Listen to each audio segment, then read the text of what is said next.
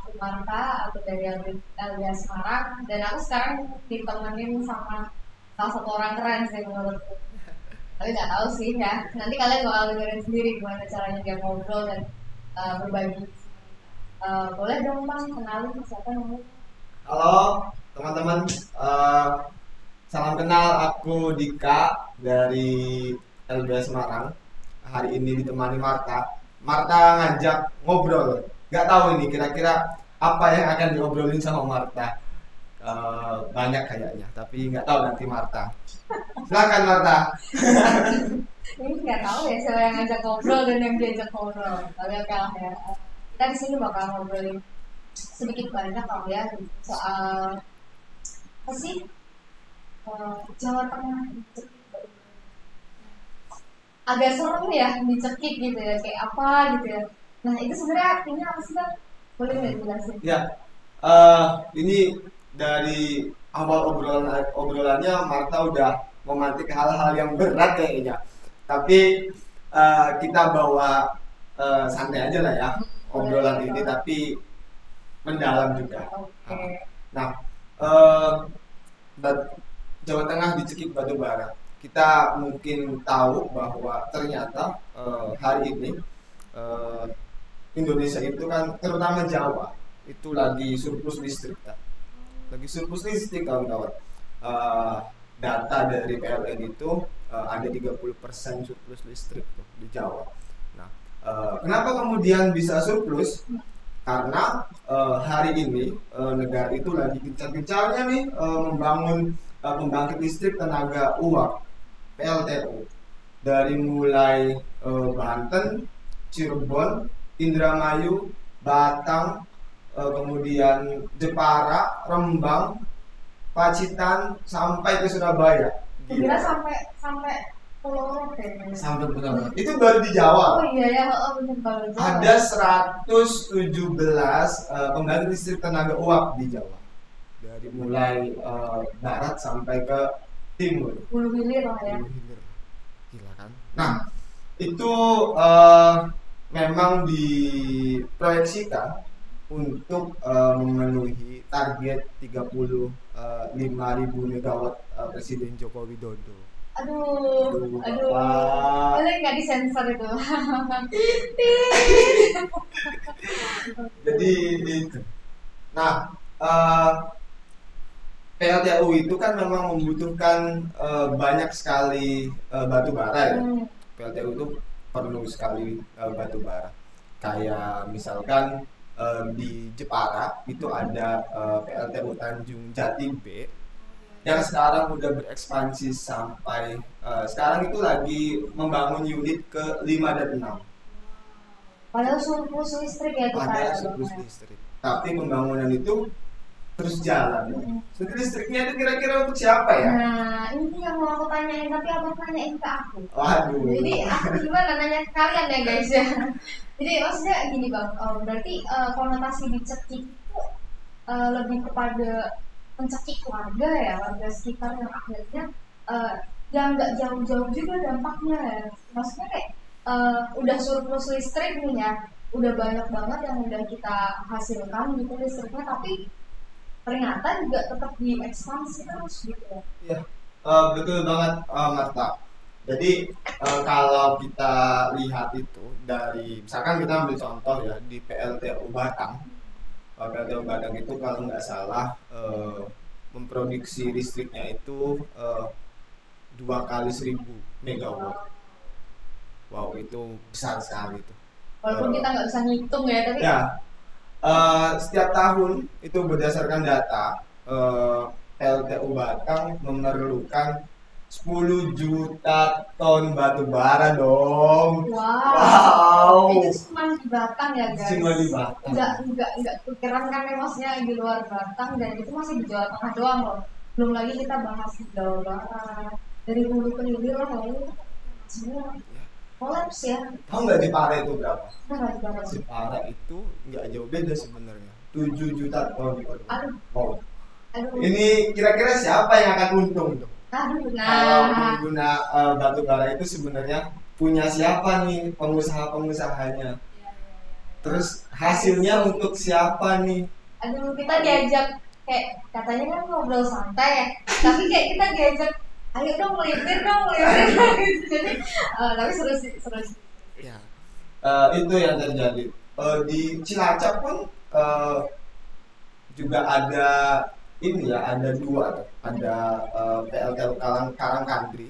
PLTU Karangkandri itu ada 3 unit di sana, ada 3 unit, dan satunya itu PLTU, aduh aku lupa satunya, tapi yang jelas ada 3, berarti ada 2 ya, satunya 3 unit, satunya 1 unit, itu di Cilacap. Dan di setiap PLTU itu hampir berdekatan atau dibangunnya itu pasti di pinggir laut. Kayak kebanyakan nih ya yang kita tahu gitu ya, yang kita kalau lewat jalan-jalan Pantura atau enggak yang sesuai kita baca tipis-tipis gitu ya, beberapa atau kebanyakan PLTU kok nggak bisa jauh dari air ya bang, atau pantai kan gitu. Gimana sih, kenapa ya? Iya, kayak kita lah ya, nggak bisa jauh-jauh dari makanan lah ya. Nggak bisa jauh-jauh dari dia. Tapi ini benar. Memang PLTU di Jawa itu pasti dibangun atau pasti berdekatan dengan laut atau di sekitar pesisir pantai ya. Karena apa? PLTU itu sangat membutuhkan air, laut menyediakan itu.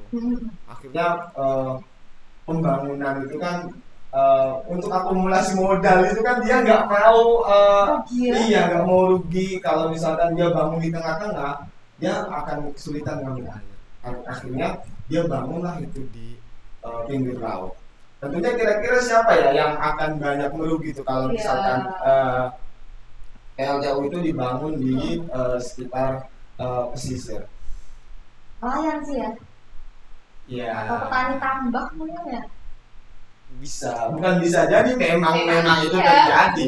Iya. Kayak jadi tanya-tanya gitu ya. Maksudnya akhirnya kenapa dari atas ke bawah kita kena semua ekspansi energi ini ya. Dan apa ya bang ya, kayak semisal mereka tuh sebenarnya apa namanya, ketika pembangunan itu ketika operasionalnya, pelaksanaan operasional itu sebenarnya ada limbahnya. Wah, jadi ini dia malah mancing. Ya, ini terjadi di beberapa tempat Nata.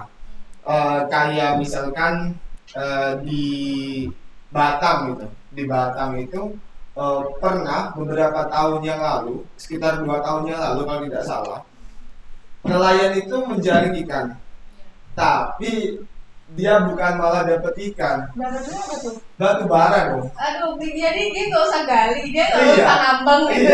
Dia dapatnya batu bara dong. Artinya apa? Artinya distribusi batu bara melalui laut itu juga mempunyai dampak yang besar tuh bagi nelayan, bagi laut, bagi ekosistem laut ya di sana.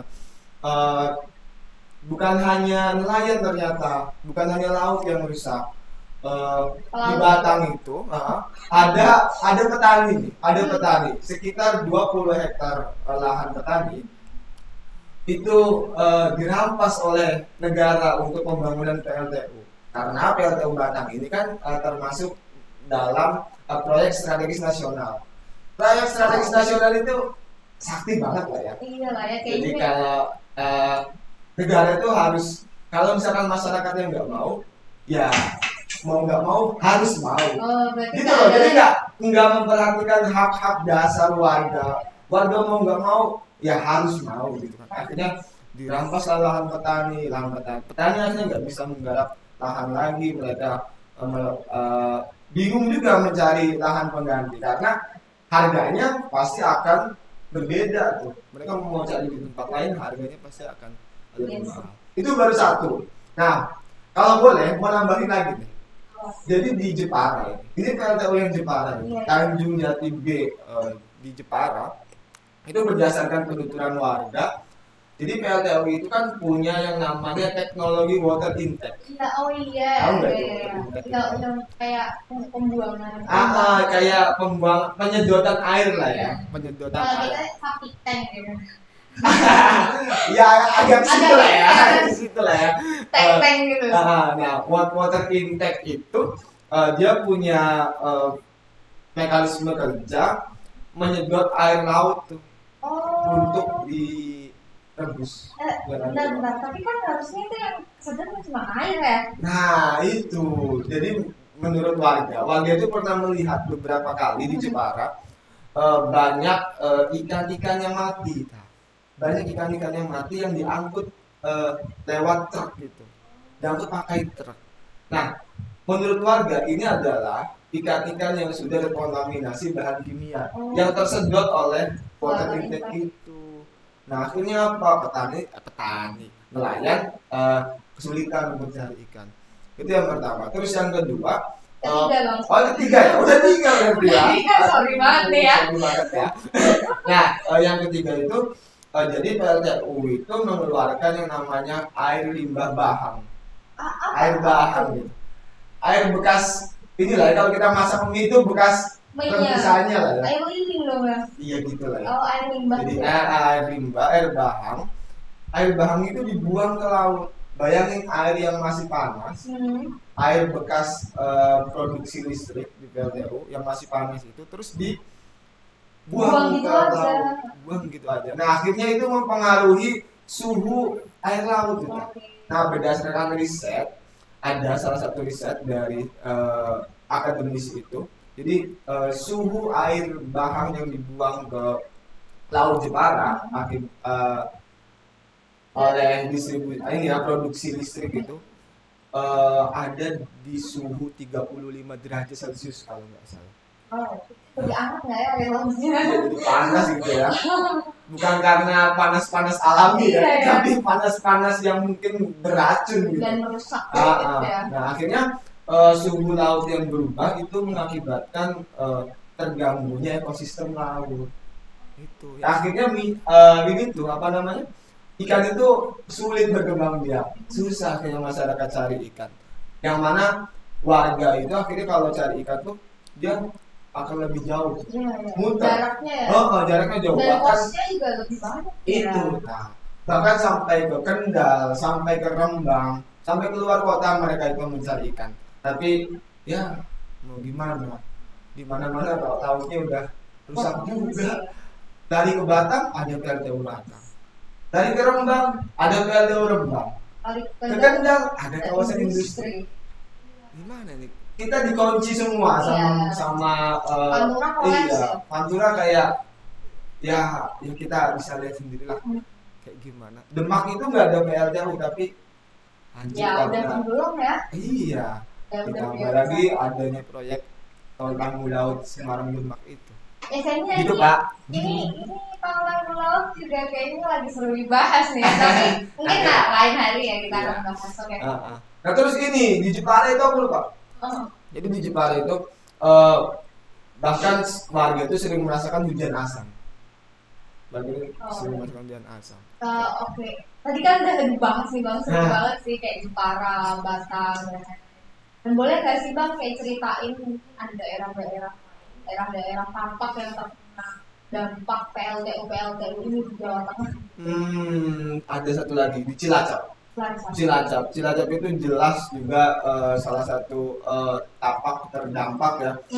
Kalau di sana PLTU-nya sangat berdekatan dengan permukiman warga. Iya, sangat berdekatan dengan permukiman warga. Akhirnya sumur-sumur warga itu kering, mengalami kekeringan karena nggak tahu mungkin kan airnya terus diambilin, air tanahnya terus diambilin, kayak kekeringan.